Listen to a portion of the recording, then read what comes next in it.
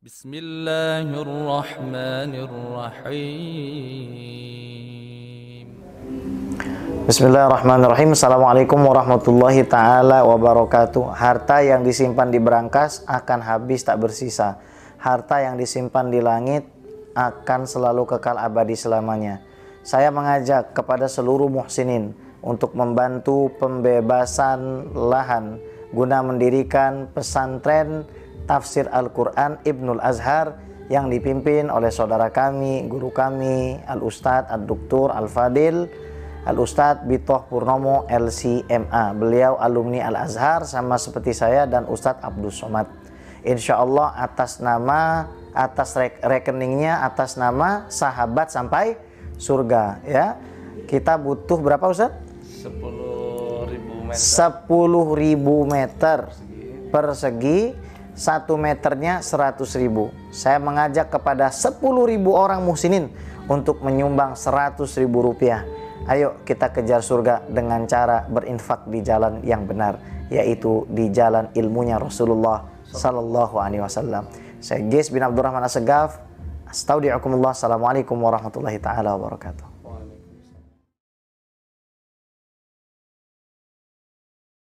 Bismillahirrahmanirrahim. Assalamualaikum warahmatullahi wabarakatuh.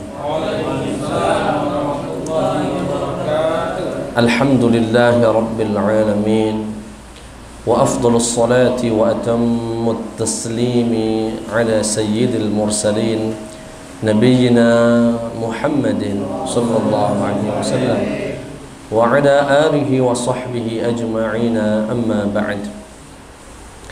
Alhamdulillah atas segala nikmat Allah Subhanahu wa ta'ala sehingga kita bisa berkumpul di majelis yang insya Allah diridhai oleh Allah Subhanahu wa ta'ala. Salawat beriring salam tercurahkan kepada junjungan Nabi Agung Baginda Muhammad sallallahu alaihi wasallam. Semoga yang hadir di sini insyaallah dan yang mengikuti melalui YouTube diberkahi hidupnya oleh Allah dan kelak mendapatkan syafaat dari baginda Muhammad sallallahu alaihi wasallam. Ini nyampe dari Jakarta, mampir ke Lampung, langsung ke Palembang, nyampe sore tadi. Ini karena rindu dengan jamaah Masjid An-Nur.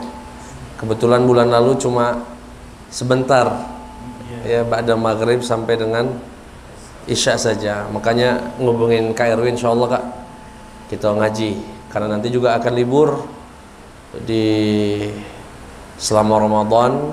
Kita ya berhenti sejenak untuk mengisi dengan kegiatan-kegiatan Ramadan di masjid kita masing-masing. Dan kalau Allah panjangkan umur kita, insyaallah selepas Ramadan kita akan lanjutkan. Malam hari ini ke hadis yang ke-30. Artinya ke depan masih ada 12 hadis lagi. Minggu depan masih ya? Al-Hidayah ya. Insyaallah minggu depan sekaligus penutupan sebelum Ramadan. Singkat saja, insyaallah pada hari ini hadis yang ke-30 an Abi Tha'labah al-Khushani Jurthum ibn Nashir radhiyallahu anhu an Rasulillah sallallahu alaihi wasallam qala, dari sahabat Rasulullah yang dikenal dengan Abi Tha'labah, dari Rasulullah sallallahu alaihi wasallam bersabda, innallaha farada faraidha fala tudayyi'uha. Sesungguhnya Allah mewajibkan yang wajib-wajib, memfardukan yang fardu-fardu, maka dari itu jangan kalian sia-siakan. Wa hadda hududan fala ta'taduha. Dan Allah telah meletakkan kadar hukum hudud, maka jangan kalian lampaui.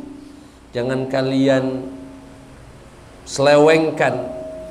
Wa harrama asya'a fala tantahikuha, dan Allah mengharamkan kepada kalian banyak hal atau beberapa hal, maka jangan sampai kalian lakukan dan jangan kalian dekati.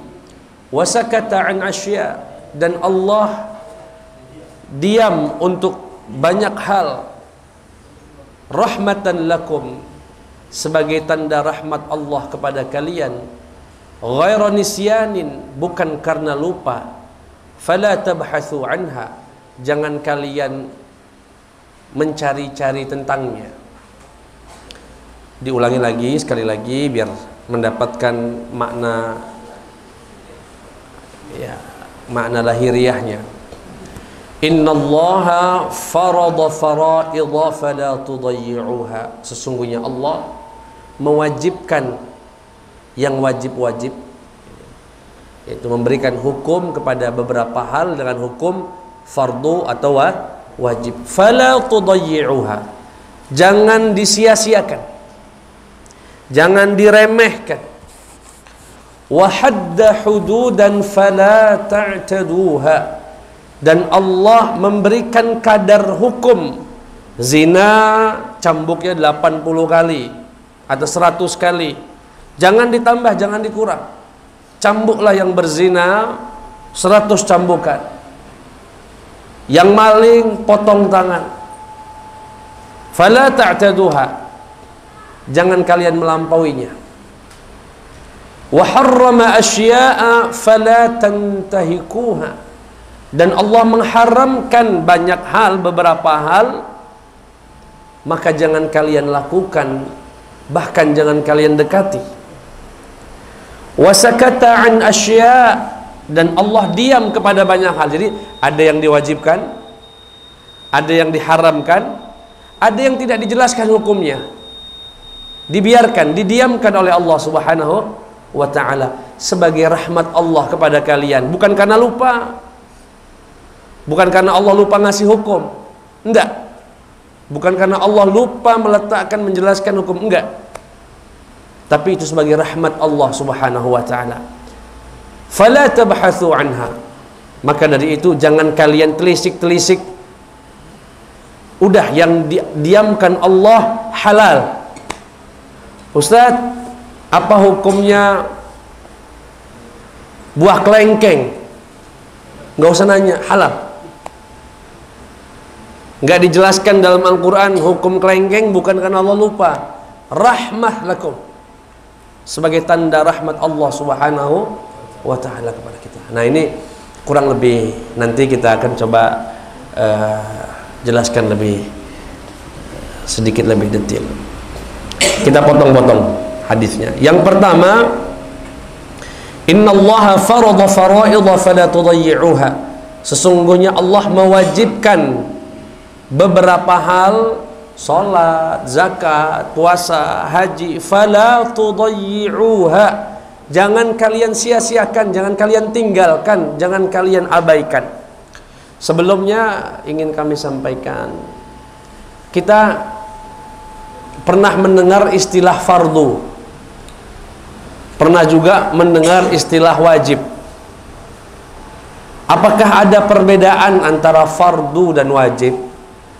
Ataukah keduanya hanyalah istilah untuk sesuatu yang sama? Nah, apa ada beda? Nah, kalau beda, apa dia bedanya? Kalau tidak berbeda, siapa yang berpendapat? Mayoritas ulama dalam usul fikih, madhab jumhur, mayoritas mengatakan fardu ya wajib, wajib ya fardu, sama saja, nggak ada bedanya. Tidak ada perbedaan antara yang fardu dengan yang, yaitu sesuatu yang harus dilakukan. Bila tidak, ya, jika dilakukan dapat pahala, jika ditinggalkan berdosa. Istilahnya boleh fardu, boleh wajib, kecuali di bab haji. Di bab haji itu ada pembedaan antara fardu haji dengan wajib haji. Fardu haji itu kalau ditinggalkan batal hajinya, nggak bisa diganti apa-apa, batal. Tapi kalau wajib haji, andaikan ditinggalkan, tidak dilakukan, itu bisa diganti dengan dam, sembelih saja kambing, selesai, sah hajinya. Tapi di seluruh bab, apakah bab sholat, bab zakat, bab puasa, bab jenazah, bab ekonomi syariah, bab pernikahan, fardu dan wajib sama maknanya. Dilakukan dapat pahala, ditinggalkan berdosa. Sampai sini jelas kira-kira? Nah, kalau mazhab Hanafiyah itu membedakan antara fardu dengan wajib. Bedanya di apa Ustadz? Bukan di maknanya. Kalau maknanya sama-sama, fardu adalah sesuatu yang jika dilakukan dapat pahala, ditinggalkan berdosa. Cuma dalam mazhab Imam Abu Hanifah, kalau dalil yang mewajibkan itu dalilnya kuat betul, tidak ada keraguan sedikit pun, dalilnya banyak atau kuat, yang diistilahkan dengan istilah qat'i, maka Imam Abu Hanifah dan ulama madhab Hanafiyah membahasakan ini fardu. Tapi kalau dalilnya nggak begitu kuat, tidak konkret, masih bisa didebat, masih bisa disanggah, mereka istilahkan itu wajib, bukan fardu. Contoh, sholat 5 waktu bukan wajib, bahasanya Imam Abu Hanifah, bahasanya fardu. Kenapa? Karena kewajiban sholat tidak ada keraguannya lagi. Tapi kalau sholat witir, bagi mereka wajib, bukan fardu. Makanya witir itu kalau dilakukan dapat pahala, ditinggalkan dosa. Makanya dalam mazhab Abu Hanifah, nanti kalau ketemu teman-teman, dulu kami saat kuliah di Azhar itu banyak teman yang mazhabnya Hanafi, Afghanistan, Pakistan, Asia Tengah itu, Tajikistan, Turkmenistan, Azerbaijan, itu rata-rata mazhabnya Hanafi. Habis sholat isya, sholat ba'diyah pasti sholat witir, karena wajib mereka kalau nggak witir, dosa. Jadi sholat 5 waktu fardu, sholat witir wajib. Berkurban di hari raya kita sunnah, witir bagi kita sunnah, dilakukan dapat pahala, tidak, ya nggak berdosa. Kalau berkurban itu wajib dalam mazhab Abu Hanifah, makanya sembelih kambing itu bisa jutaan setiap tahunnya di negeri mereka. Karena kenapa? Berkurban itu wajib bagi mereka. Sedangkan mazhab kita berkurban itu sunnah. Perhatikan, witir kita sunnah, mereka wajib. Kurban kita sunnah, mereka berarti dalilnya masih bisa debat ini. Buktinya ada perbedaan. Ada yang sunnah, ada yang Tapi kalau sholat 5 waktu, kita mengatakan itu wajib, mereka juga mengatakan harus dilakukan, fardu. Sampai sini jelas istilahnya. Lalu kita tanya kepada mereka, ada nggak beda lain?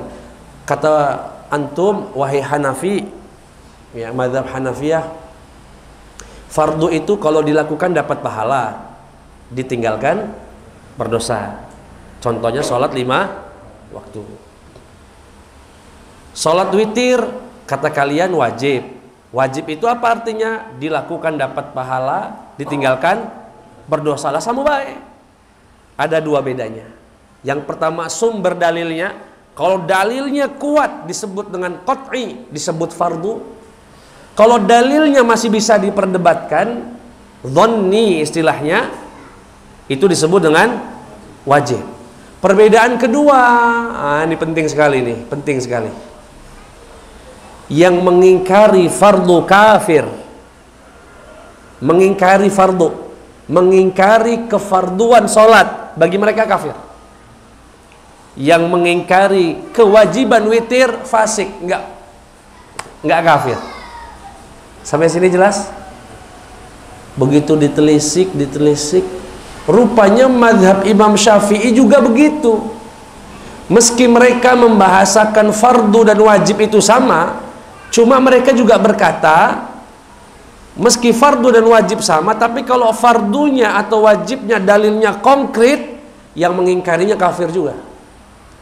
Tapi kalau fardu yang wajib atau wajib bahasa Imam Syafi'i dalilnya tidak begitu konkret, yang mengingkarinya fasik saja.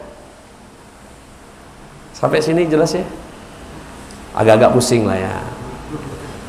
Intinya rupanya setelah ditelisik dak kate beda kalau mah itu istilah baik, istilah saja.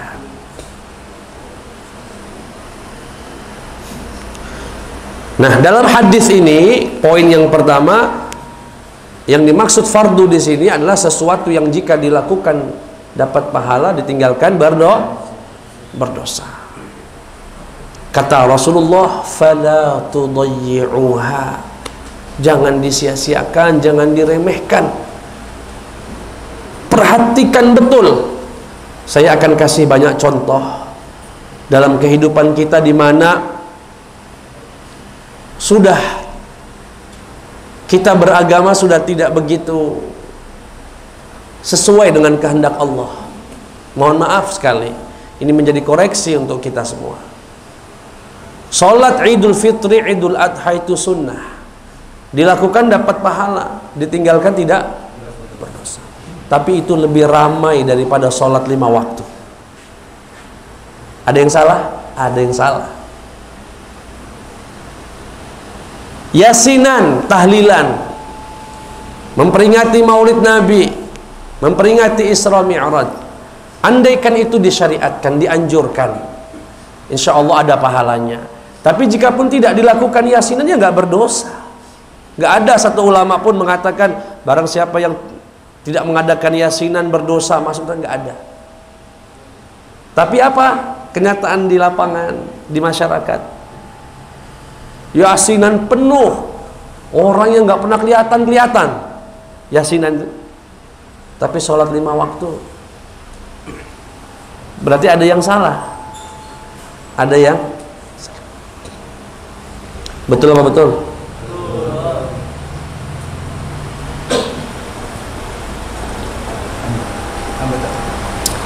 Alhamdulillah, nikmat. Kalau ditambah hilang nikmatnya nanti. Ya. Kata ulama, kullu syai'in idza tajawaza an haddihi inqalaba ila diddihi. Segala sesuatu itu, segala sesuatu kalau sudah lewati batas akan menghasilkan kebalikannya, akan menghasilkan kebalikannya. Kopi itu nikmat bagi penikmat kopi. Seruputan pertama nikmat, kedua lebih nikmat, nikmat, sudah sampai puncak jangan nambah enak nanti. Betul ya? Bakso itu bakso, pempek lah, pempek wong Palembang pertama, ngirup pertama, kedua, ketiga, keempat. Kalau ukuran pempek lala, pempek edi paling 10 dah. Begitu sudah 20, enak, nggak nerima lagi. Segala sesuatu itu kalau sudah melampaui batas akan menghasilkan kebalikannya. Ya. Kembali lagi, Allah mewajibkan yang wajib, jangan disia-siakan. Contoh lain, mohon maaf ini, ada orang nggak sholat 15 tahun, kemudian taubat, nanya ke Ustadz, Ustadz, sholat yang 15 tahun itu wajib diqodho nggak Ustadz? Mayoritas ulama mengatakan wajib, fardu diqodho. Mayoritas ulama. Alangkah beratnya Ustadz.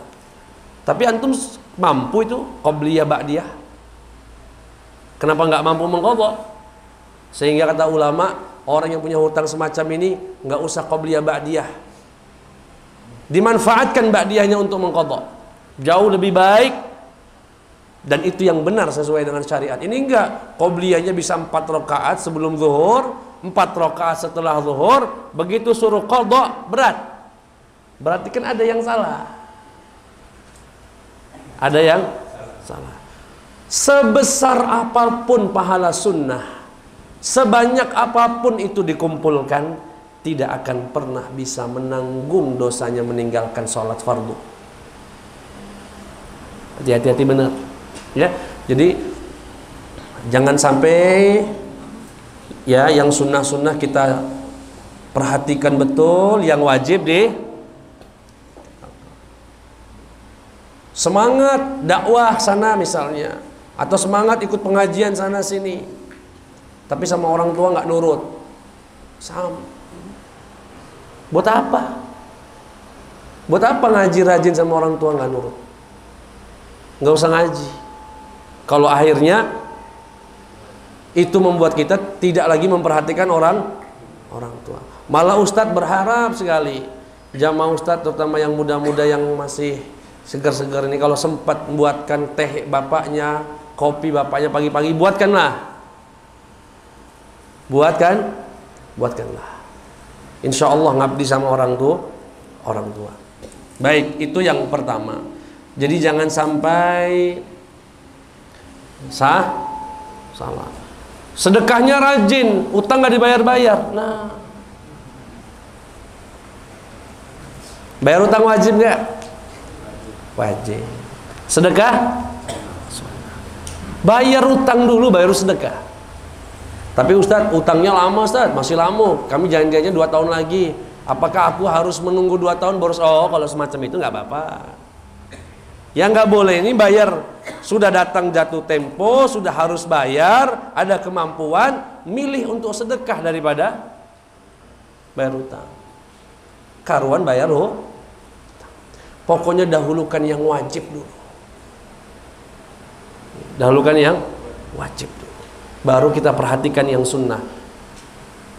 Kalau wajibnya sudah bagus, insya Allah yang sunnahnya akan menyusul, menyempurnakan.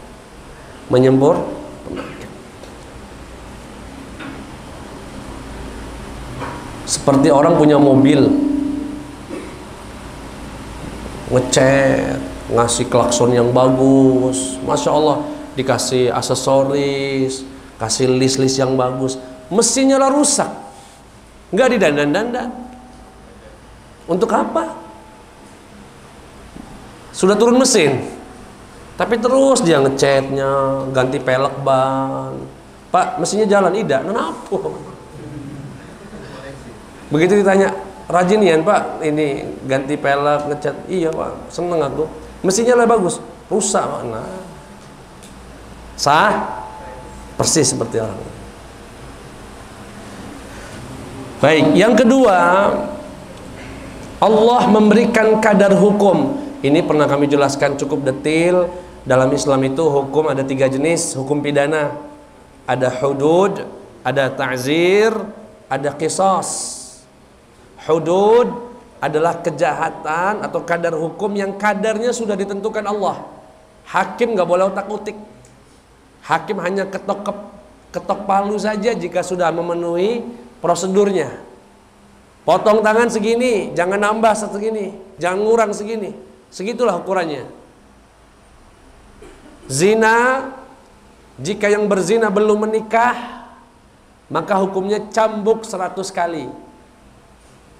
Az-zaniyatu waz-zani fajridu kulla wahidin minhuma mi'ata jaldah. Pezina yang laki perempuan, jika mereka berzina, cambuk dia mi'ata jaldah, 100 cambukan. Yang nyebut 100 itu bukan hakim, bukan ustadz, bukan siapa-siapa. Allah yang nyebutnya di Quran. Itu namanya hudud. Dan dia cuma ada 6. Ada yang menambahkannya sampai 7. Apa saja waktu itu? Lupa kalau ya. Sudah lagi diulang-ulang lagi be. Maling. Pasti ada syaratnya, nggak semua maling. Maling 10.000 potong tangan jangan. Maling ayam jangan potong tangan. Ada kadarnya. Ya. Maling, merampok. Maling, merampok, berzina, menuduh orang berzina, qadzaf namanya. Murtad, minum khamar. Yang ketujuh, bughat, yang keluar dari Islam, yang keluar dari negara. separatisme.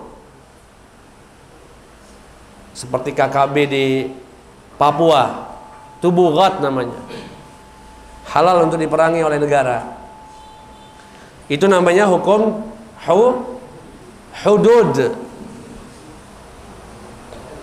Yang kedua ta'zir, hukuman yang kadarnya diserahkan ke hakim. Nak dipenjara laju, nak dikasih denda laju, mau di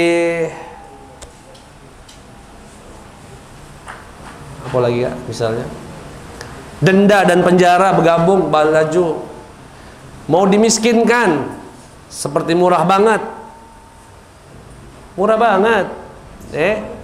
nak dimiskinkan silahkan, itu ta'zir, diserahkan kepada hakim kadarnya.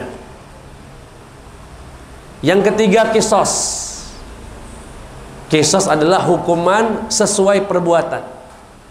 Bunuh dibunuh, ngilangkan hidung orang, ngilangkan hidung dia. Tapi yang melakukan hakim yang melakukan negara dalam hal ini nggak boleh. Dia udah matain hidung saya, Ustaz, aku nak patah ke. Iya, antum tahu nggak ukuran patahnya berapa? Lebih dari ukuran patahnya antum, balas lagi. Oh sudahlah kalau mah itu hakim bae yang motongnya. Kalau hakim, andaikan dia mentung agak lebih dikit, nggak bisa protes, ya kan? Itu kisos. Hilang mata satu, hilangkan mata satu. Itu namanya hukum kisos. Nah Allah dalam hadis ini Rasulullah SAW, Allah telah memberikan kadar hukum. Jangan kalian tambahi, jangan kalian kurangi. Nah di Indonesia cuma hukum inilah yang belum diterapkan. Tapi jangan mengatakan Indonesia negara kafir. Itu terlalu sempit. Karena hukum Islam itu bukan ini doang. Hukum Islam itu tentang sholat, ibadah. Alhamdulillah, ibadah di Indonesia ini nggak pernah kita dilarang untuk sholat 5 waktu.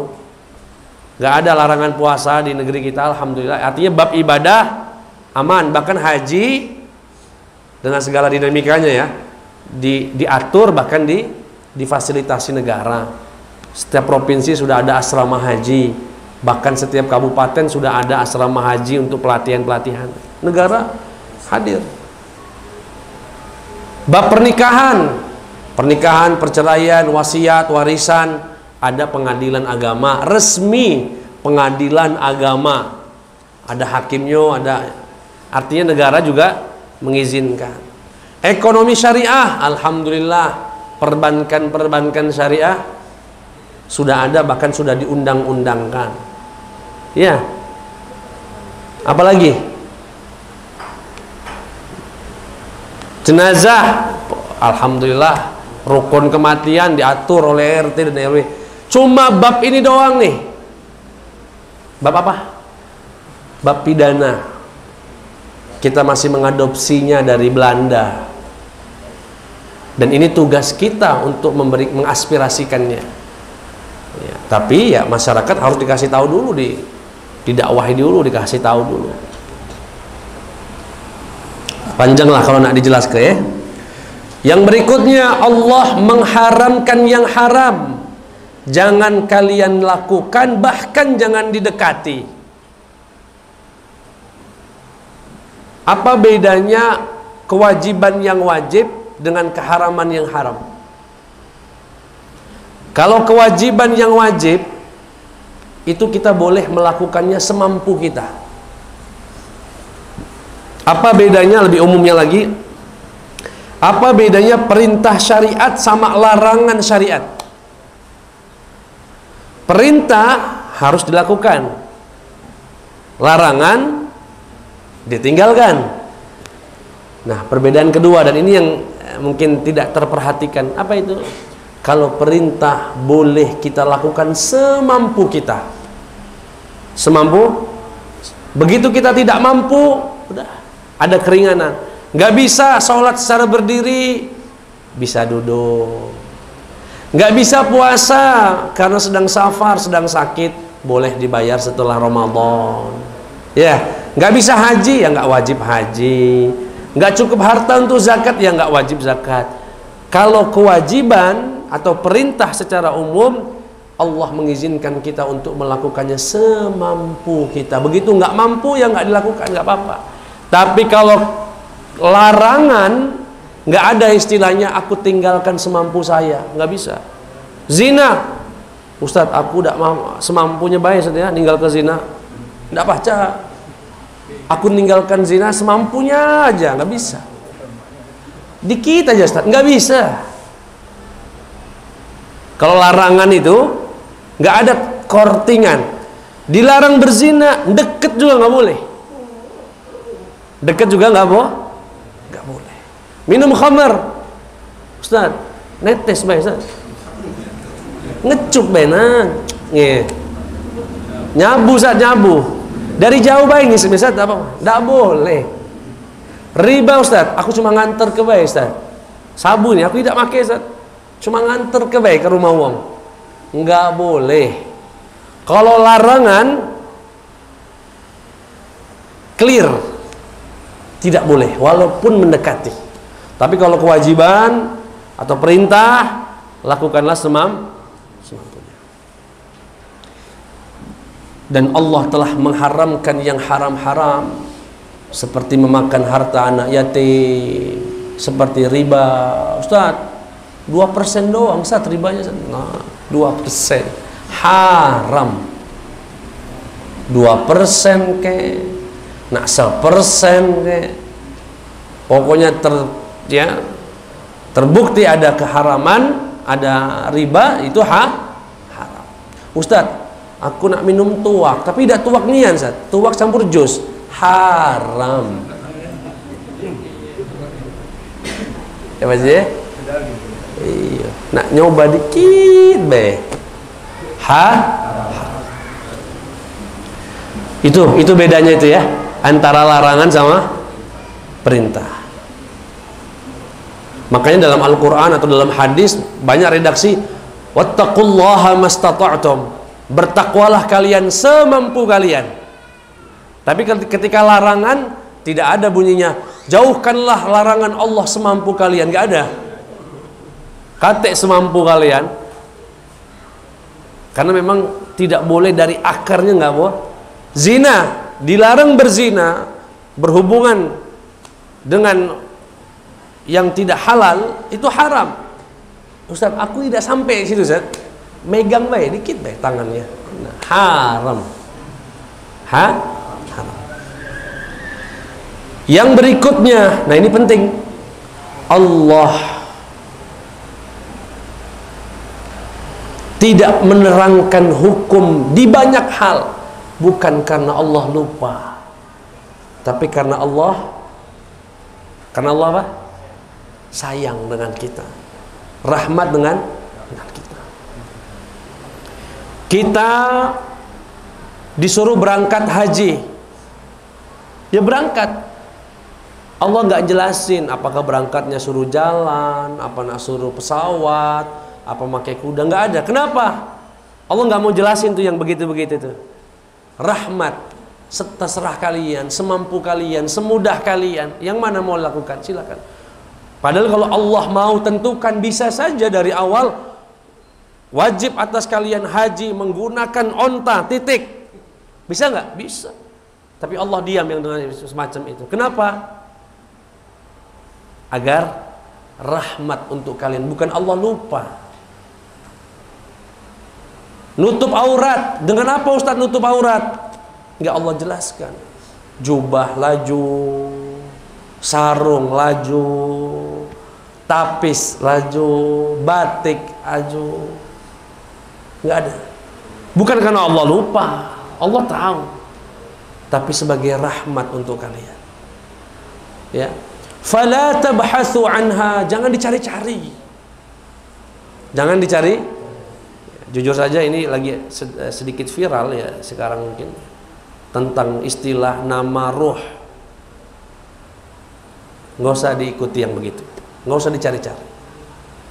Nama kita nama yang diberikan orang tua kita, titik. yang diakikahkan oleh orang tua kita, sudah. Ada nama ruh, nama ini nggak usah diikuti. Ya, kita hormati ustadznya, tapi untuk yang ini nggak usah dicari-carilah.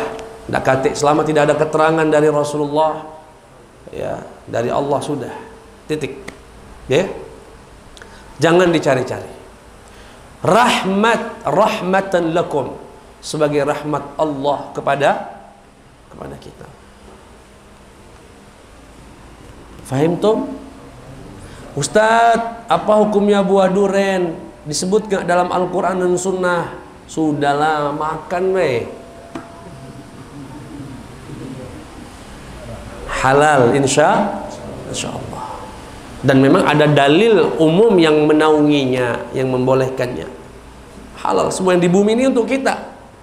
Kalau mau mengharamkan yang di bumi ini, harus pakai dalil. Selama nggak ada dalilnya, halal. Walladzi khalaqalakum ma fil ardi jami'an. Dialah Allah yang telah menciptakan seluruh yang di bumi ini untuk kalian nikmati, untuk kalian manfaatkan. Fahimtum? Dan di sini mengandung larangan jangan banyak-banyak bertanya. Bahkan dalam hadis lain, umat sebelum kalian itu binasa, umatnya Bani Israel, umat kaum Tsamud dan sebagainya, kebanyakan gara-gara banyak nanya. Gara-gara bertanya, akhirnya mendapatkan jawaban, dan jawabannya justru memberatkan.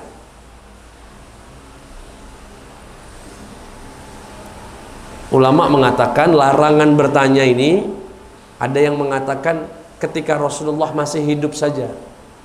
Kalau Rasulullah sudah meninggal, nggak berlaku lagi larangan. Kenapa?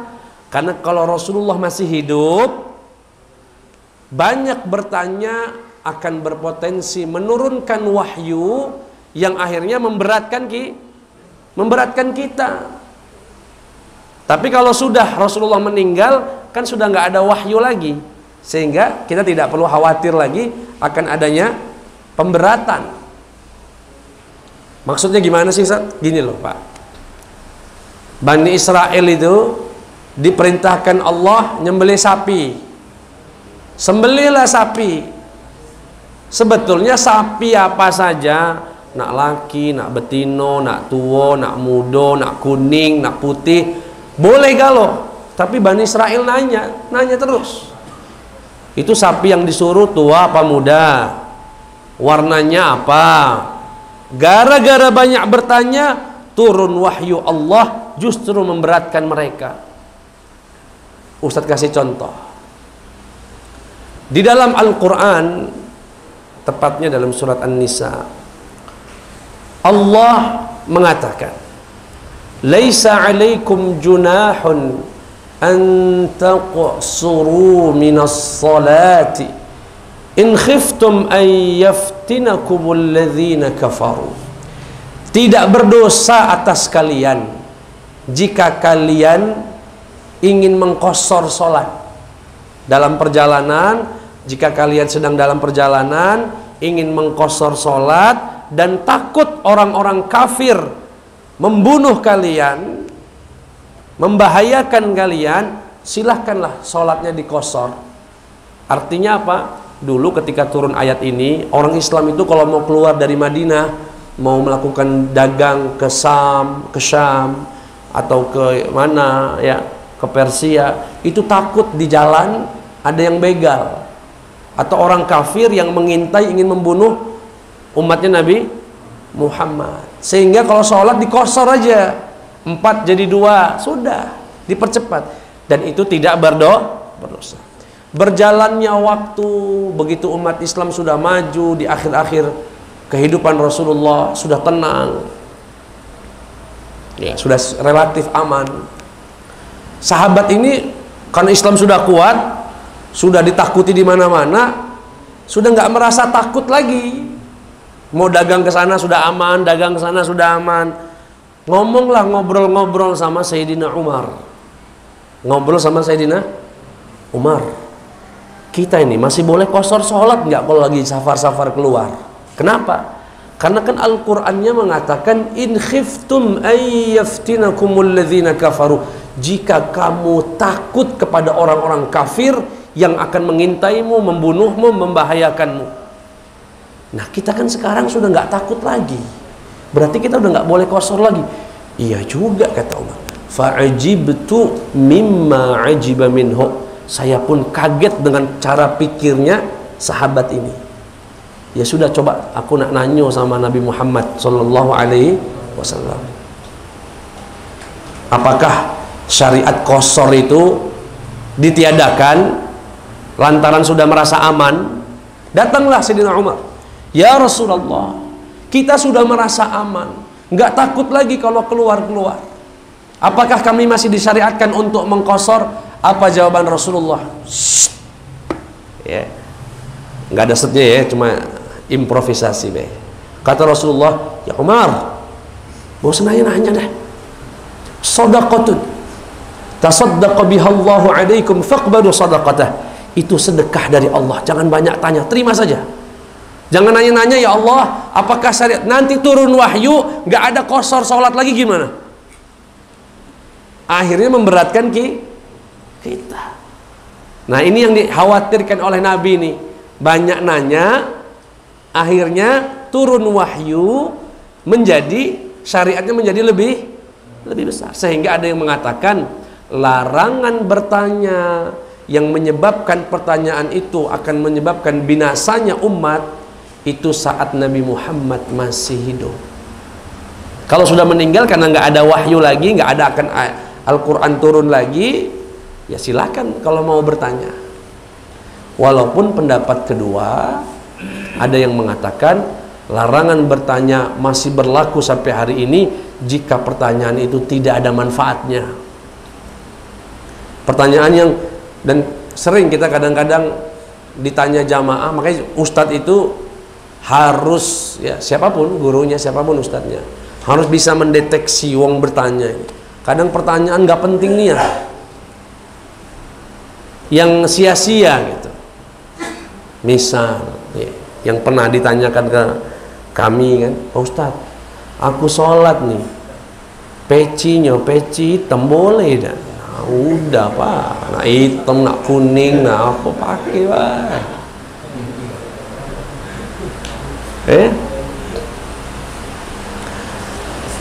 Fahim tuh? Makanya dulu di zaman Rasulullah, karena takutnya bertanya sahabat itu, dikit sekali mereka bertanya.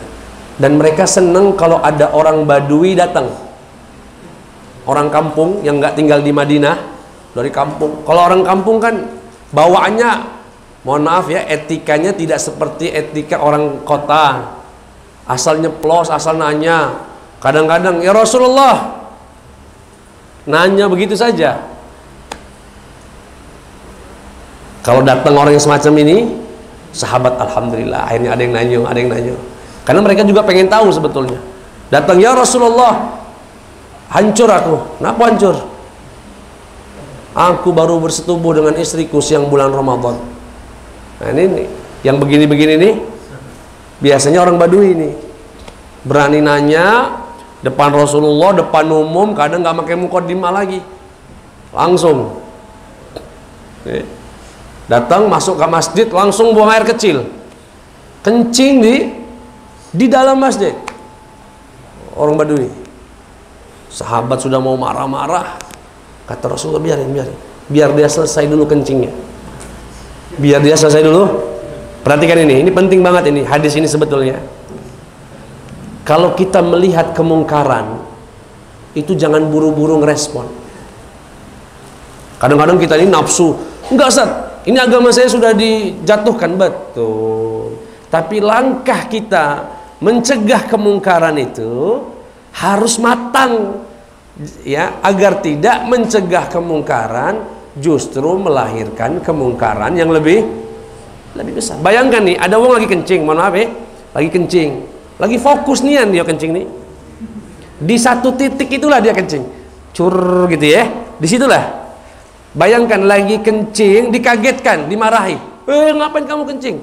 Dia nengok, Kemana kira-kira kencingnya?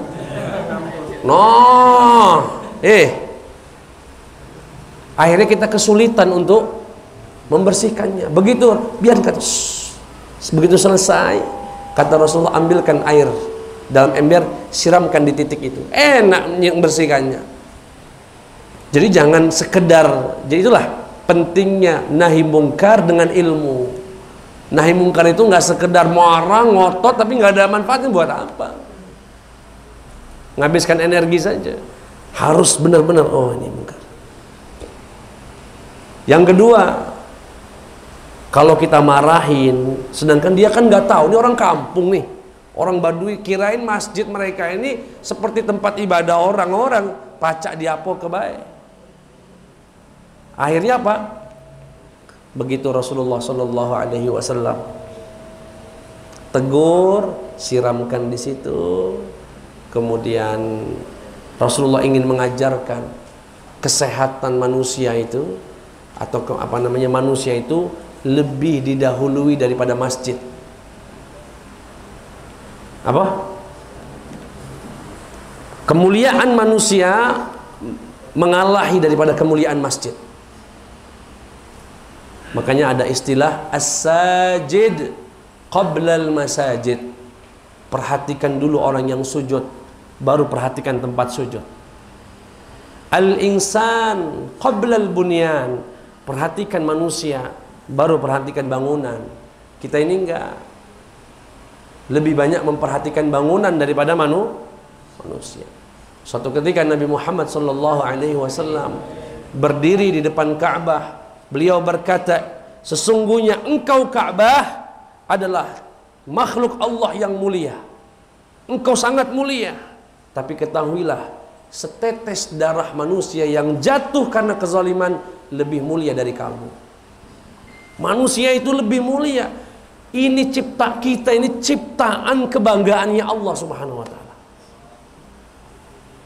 Manusia ya, secara umum, muslimkah, kafirkah, nilai kemanusiaannya itu luar biasa di mata Allah Subhanahu wa taala. Makanya as-sajid, orang yang sujud qabla al-masajid.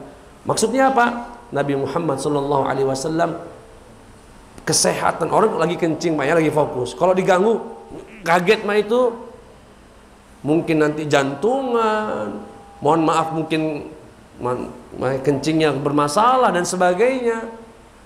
Demi menjaga masjid, karuan kita perhatikan sajidnya dulu, baru masjid. Nah seharusnya pemerintah kita ini, atau siapa baik, entah itu tingkat kabupaten, negara, ini kemana-mana jadi ngobrolnya ya. Kebijakannya itu bukan sekedar membangun infrastruktur yang triliunan ini. Gratiskan sekolah ini. Pastikan seluruh warga Indonesia mendapatkan akses pendidikan yang sama, baik yang tinggal di kota ataupun yang di pelosok desa. Kalau kita kan masih timpang, yang kota peralatannya, fasilitasnya mantap, lengkap, yang di kampung. Yang kedua kesehatan. Usaha ya, sebetulnya ya. Kalau aku jadi presiden ya. Oh, udah, jangan ragu, coblos ya.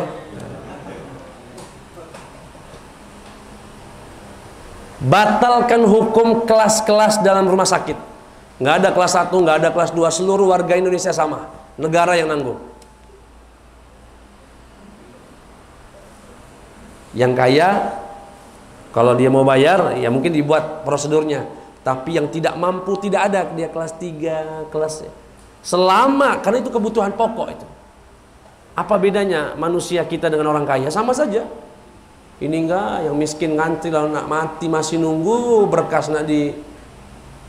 Artinya negara belum mampu menghadirkan keadilan sosial bagi seluruh rakyat.